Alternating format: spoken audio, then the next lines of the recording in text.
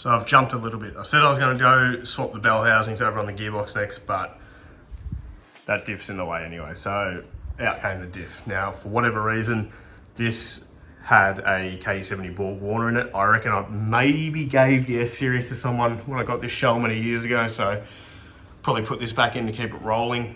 At some point I've sacrificed the sway bar mounts off it to put into that car because that's got a T18 diff in it. And again, a bit of Corolla knowledge for all you virgins out there, or even non-Toyota virgins, T18 diffs don't come with sway bar mounts. So next time you're down at pub trivia and that comes up, you can tell them now.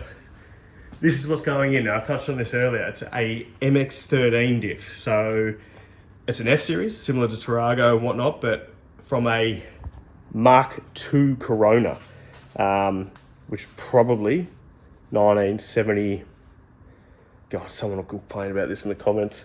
Let's go with 76, 77, around there. So F series, multitude of ratios available, LSDs available, super strong, not as heavy as a G series.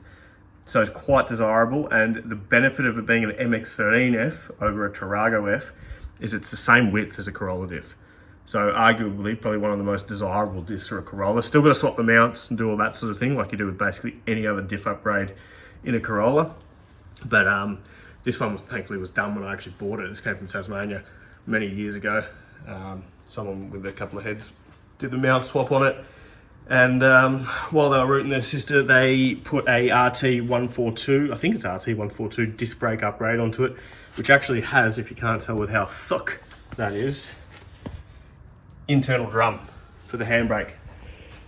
Probably a couple of guys on here weren't born when drums were around, so drum brakes used to be the only brakes, but they're actually really good for locking. So they're not great for much else, but locking, so handbrake, pretty good. A lot of R32s still have a drum.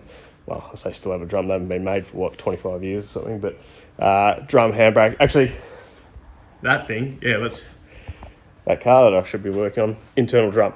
So good for locking. You wouldn't want them for your normal brake, put it that way. So anyway, that's going to go in. No idea what ratio is in it anymore. I think I built a diff for it many years ago that was like a 4.8.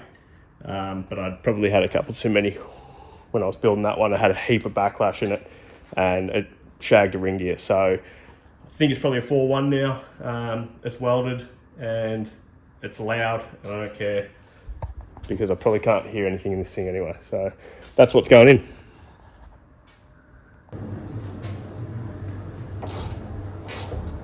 So the diff's sitting in there, just doing it up now. There's nothing really special about this diff, but it is the exact same sort of setup in terms of arms and everything as all my other 86s, every 86 I've ever had. So a lot of guys will run traction brackets on these lower arms, which I don't. I haven't. It probably is a benefit there. I've just never run them. Other than that, literally the lower arms are a standard arm, just with new bushes, adjustable panhard rod. Because obviously when you lower a live axle car, the diff will swing across in a certain direction because of this bar. So adjustable, which someone obviously doesn't know how that adjuster works, so they've put that there, but I'll fix it up. And then upper arms are adjustable arms again. No rose joints, no solid mounts, all polyurethane, either white line items which are discontinued, standard lower arms with just a white line or whatever bush, off the shelf, maybe a Burson item. Panhard, upgraded sway bar, not on the hardest setting, don't need it on the hardest. This thing, the only thing that really differs from my other cars to this one is we're not running Shockworks in this thing because it's a Nugget and it doesn't deserve it. So, got the old recipe, here's one for the old Corolla boys. I'll see it, I'll get this out. I go, oh yeah, K1B XLG, they look pretty short, you know what they're out of? Suzuki. I'll get my hand out of the way. Suzuki Sierra. For all you non-Corolla guys, you'll go, what? Yeah, nah. Suzuki Sierra front shocks in the back of an 8.6, nice and short. Might finally have an 8.6 that's low. That's obviously unloaded. Hopefully when it's on the ground it goes a bit lower, but yep, nothing special. And this is the exact same other than, again, the shocks and springs as all my other cars. Adjustable uppers. Sway bar. Second from softest. Panhard. Standard lower. Simple. I bet you never imagined watching these videos of mine that you might learn something. And to be honest, I didn't really plan on teaching anyone anything. I just thought this was a good excuse to talk, which I really didn't need an excuse for. But here we are. W55 gearbox came out of my road car. I was going to pull the adapter arrangement off that and put it on this, which I think is a G52. And I still think that, very similar to a W56. But I dragged it out, started doing it and thought, hang on a minute. See my first problem? Line those center plates up, and all of a sudden we've got a shifter housing issue. Now, W boxes come with an arrangement of different shifter housings. You can get remote shifters, you can get shifters that place this all the way forward, all the way back, in the middle, whatever. This is obviously different. I'm sure I could get a Hilux shifter. However, you'll see that becomes irrelevant anyway. So I then thought, oh, maybe you can put the whole rear casing on, but nope. 1, 2, 3 down the side. I'm only looking at this side. I don't really need to go any further. 1, 2, yep, anyway. And then I thought, you know what, one last check before this thing goes back on marketplace as a brand new, once I pressure wash it, Hilux gearbox, is got my SQ adapter for W adapter 4A bell housing. And I wanted to put this on, and the actual pattern, the bolt pattern, if you look through there, you get the point. The bolt pattern's right. As in, that pattern is fine, but these plates on here are different. See, the W1 tapers in a lot more compared to the G, which is a lot wider down the bottom. The bolt pattern's actually different, and the adapter plate actually fouls on that. Now, you can't swap them over because the bolt pattern's in a different spot. Sure, you could probably take some material out of that plate and get away with it, but it seems to me that this does not work, which is a shame because I can't find any of them anymore cheaper than about 800 bucks. I've got a W58 up there, which all the gurus reckon's worth its weight in gold. And then these pieces of shit are worth about 57 cents, which is really handy if they worked, which therefore is not handy at all because they don't. So, lesson learned, don't buy one of these boxes like I did. I think I gave a guy a slab for it. I could have had that slab.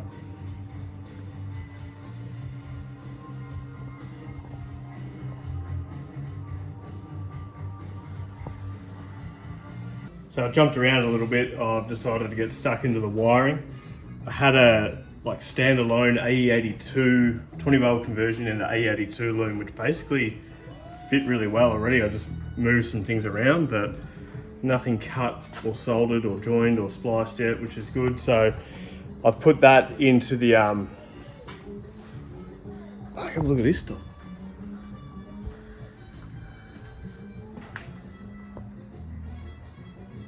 He's not paying rent, is he?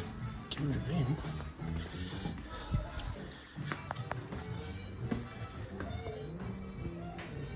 Oh, he's on the move. He's seen me. You bastard. What are you doing? Alright, I'm going to have to jump off for a second. We're back. So I spent about 3 days in the end trying to get the brakes to work on this thing. Calipers have been sitting for God knows how long. The rear is a diff that I've used recently, so that was all good. The master that came out of the car was basically rusted solid. Couldn't get it to push in at all. It's pretty manky. So that's, oh, I just knocked a snail off. No, that's not, I don't think anyone's home.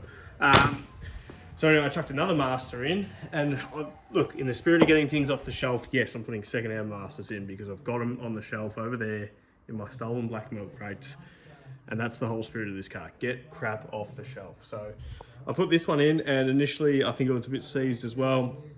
I pulled this bolt out on the side because I couldn't get them to bleed up.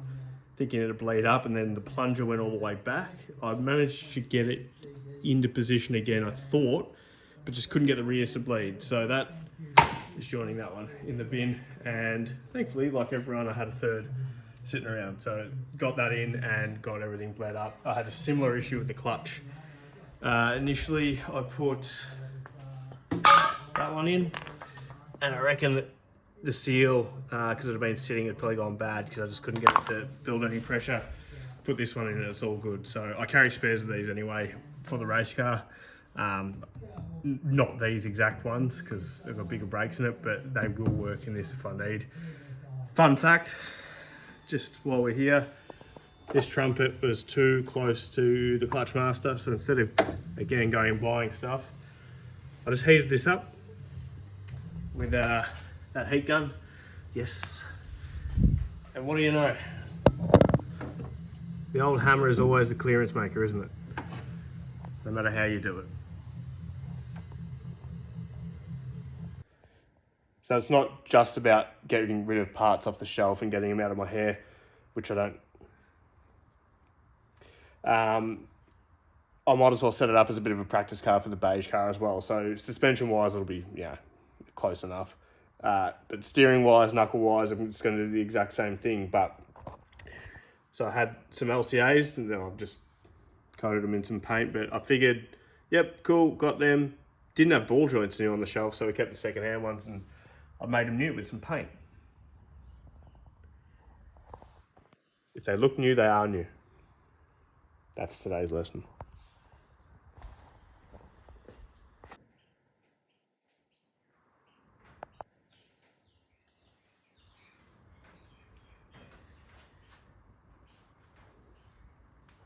Cause real bad boys move in silence, silence.